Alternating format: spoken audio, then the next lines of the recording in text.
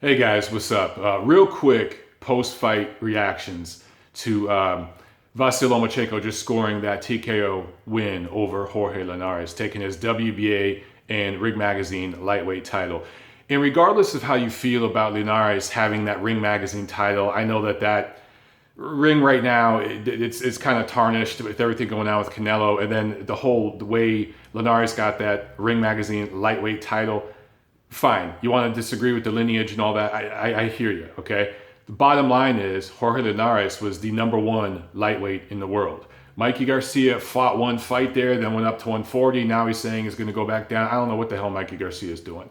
Jorge Linares has been fighting at lightweight for the better part of a decade, and he's been the best guy in that division. And Lomachenko, in his first fight in that division, goes up, fights Linares, gets up off the canvas, flash knockdown in the sixth round, comes back and stops him. In the combination that he stopped him with, he was never going to knock this guy out to the head. He was much too big for him.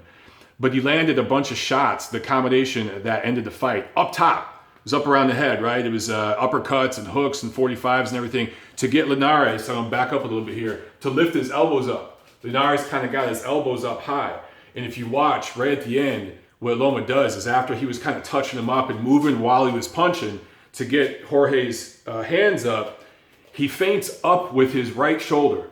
Feints up here and comes down with the liver shot, with the left hook. So after all this, and he kind of spun him a little bit and had Jorge moving a little bit, opened this up, got the elbow up. Lomachenko feints with the shoulder, comes downstairs, came over the top with another right hand, but it didn't matter at that point. The liver shot, which went around the elbow, hurt Linares, couldn't get up. He was done. It was beautiful to see a little guy knock out a bigger man to the body like that. You just do not see that. And now in 12 pro fights, Lomachenko has won 3 titles. And I get it. He hasn't faced killers in all those title fights. But Gary Russell Jr. at 126, very good fighter, elite level fighter, world-class level talent. And Lomachenko handled him. He beats Guillermo Rigondeaux at 130, right? And I know Rigondeaux is moving up 2 weight classes. Then, and that's not who he beat for the title, but that was his best win at that weight so far. Then he moves up to 135, his first fight there. He beats the best fighter in that division. Lomachenko is now the best lightweight in the world. And I told you guys on the Neutral Corner this week, I said it in this week's episode, if I thought this fight was going the distance, and it was on its way to going the distance before that body shot, but if Lomachenko stops Linares, he's pound for pound number 1, because that level of accomplishment, guys like Gennady Golovkin, guys like Terrence Crawford, they haven't done that yet. They haven't done that yet in a fight against a guy 2 weight classes bigger than them. And make no mistake, you could just look, okay, and you could see the size difference. Make no mistake, Lomachenko, not only could he make 130 right now, but he could make 126. He could make 126 right now. And the people in his camp and at his gym say that. So he's really a featherweight fighting at lightweight.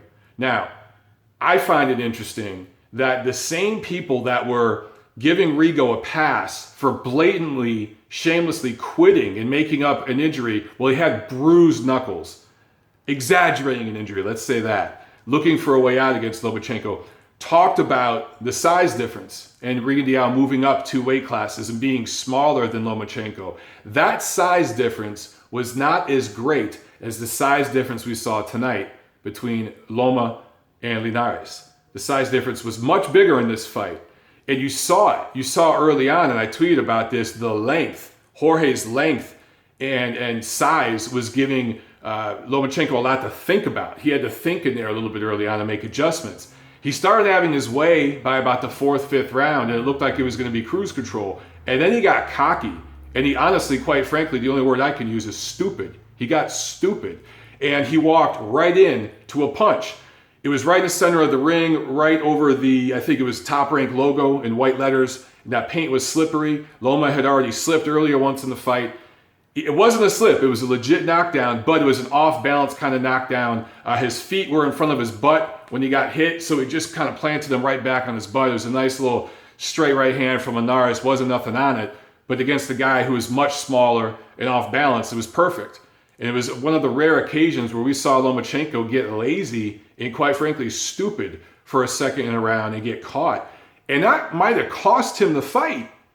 if this thing did go the distance, because the one judge, Robin Taylor, somehow had Linares ahead at the time of the stoppage, which I think was atrocious. I think that it was a close fight because of that knockdown. It was absolutely a competitive fight, as I told all of you it would be. Again, I thought this was going to go the distance and Linares was going to have moments and put leather on Lomachenko. You can hear me say all that in this week's episode of The Neutral Corner. But to have him ahead at that time, that's just crazy. Lomachenko was clearly winning the fight. Anyway, so here we are now. Lomachenko, clearly pound for pound number one. And I know a lot of you guys out there who are Golovkin fans are saying, no, it's Golovkin. Well, look, guys, let's be honest. Everything Golovkin's done is at 160. And he's the man in that division. And there's nothing wrong with staying in a division and cleaning it out. And he's doing that. Although he got officially the draw against Canelo, who knows if they're going to rematch, if and when they do rematch. Hopefully Golovkin moves on and fights guys like Billy Joe Saunders and people like that. Continues cleaning out the division because in my opinion, he already beat Canelo. But probably we're going to see the Canelo rematch in September. And if and when that happens and Golovkin beats him, if he beats him convincingly, well, maybe he can get back to that number one spot. But right now, for Lomachenko to do what he's done in 12 fights, and I don't give a shit about the titles, the trinkets, I'm talking about the level of opposition. I'm not sitting here calling Jorge Linares an all-time great lightweight, but he's the best lightweight in the world right now. He's been the best lightweight in the world for the last however many years, several years. He's been the best guy in that division.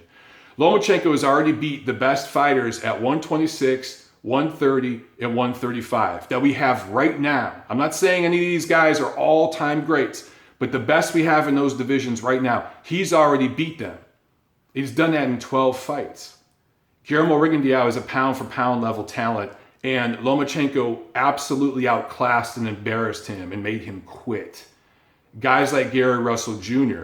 might have some of the fastest hands in boxing. Crazy, crazy talented. One of the best featherweights in the world still has a title right now. I don't know if he's going to keep that title when he fights Joseph Diaz Jr. I think Diaz is probably going to beat him and take that title, but still an elite top-level featherweight, and Lomachenko beat him.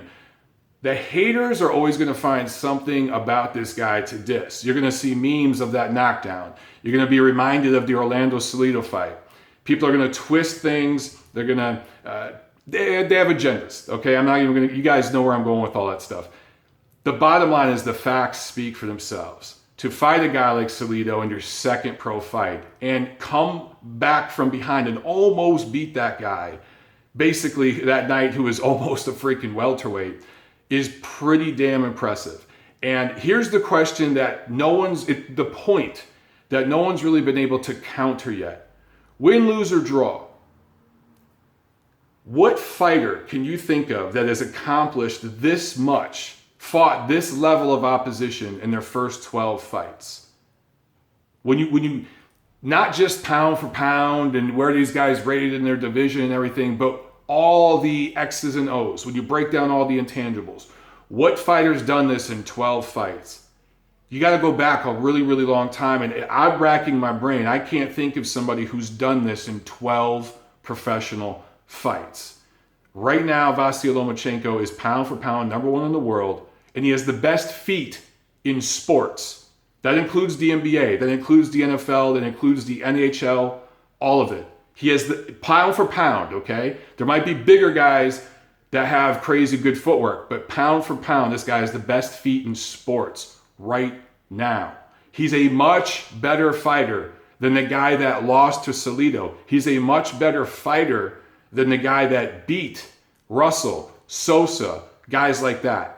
He's peaking right now. This is the peak of his powers. He looked vulnerable against Linares, and to me that says that he should stay at 130. And honestly, he could go back up and down between 26, 30, and 35 right now. He can make all three of those weights comfortably. No need to go up to 140 or higher yet. Maybe in the future, but not right now. Just move up and down those three weight classes and fight the best guys. But he is the best fighter in the world pound for pound right now. Yes, better than Triple G.